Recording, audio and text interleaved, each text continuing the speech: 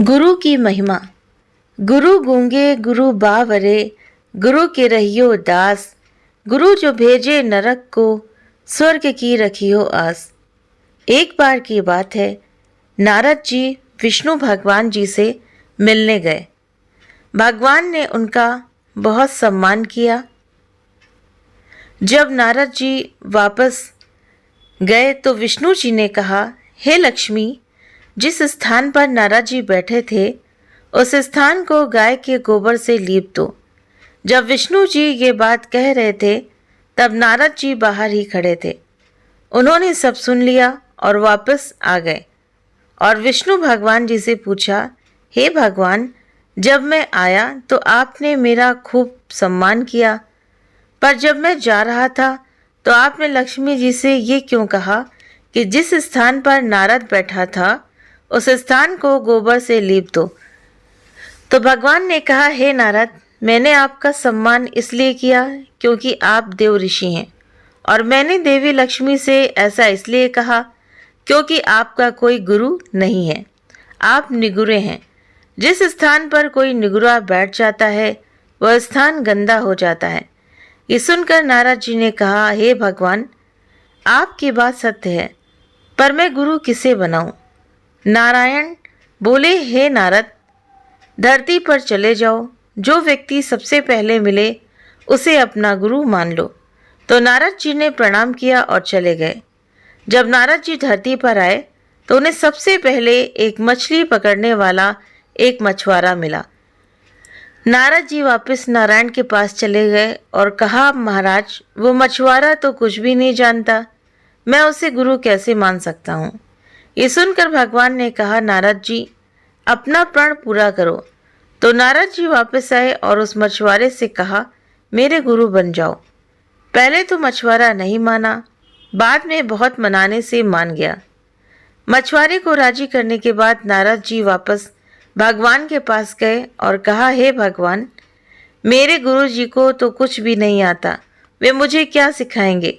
ये सुनकर विष्णु जी को क्रोध आ गया और उन्होंने कहा, हे नारद, गुरु निंदा करते हो, जाओ, मैं आपको श्राप देता हूँ कि आपको 84 लाख योनियों में घूमना पड़ेगा।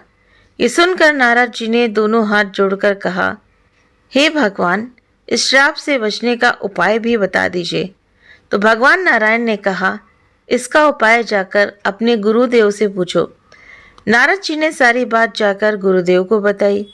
गुरु जी ने कहा, ऐसा करना, भगवान से कहना 84 लाख योनियों की तस्वीरें धरती पर बना दें, फिर उस पर लेटकर गोल घूम लेना और विष्णु जी से कहना 84 लाख योनियों में घूम आया, मुझे माफ कर दो, आगे से गुरु निंदा नहीं करूँगा। नारद जी ने विष्णु जी के पास जाकर ऐसा ही किया। उनसे कहा, 84 लाख योनियाँ धरती पर बना दो और फिर उन पर लेटकर घूम लूँगा, और कहा, नारायण, मुझे माफ़ कर दीजिए, आगे से कभी गुरु निंदा नहीं करूँगा। ये सुनकर विष्णु जी ने कहा, देखा, जिस गुरु की निंदा कर रहे थे उसी ने मेरे श्राप से बचा लिया। तो नारद जी, गुरु की महिमा अपरंपार है। गुरु गूंगे गुरु बावरे, गुरु के रहिए दास।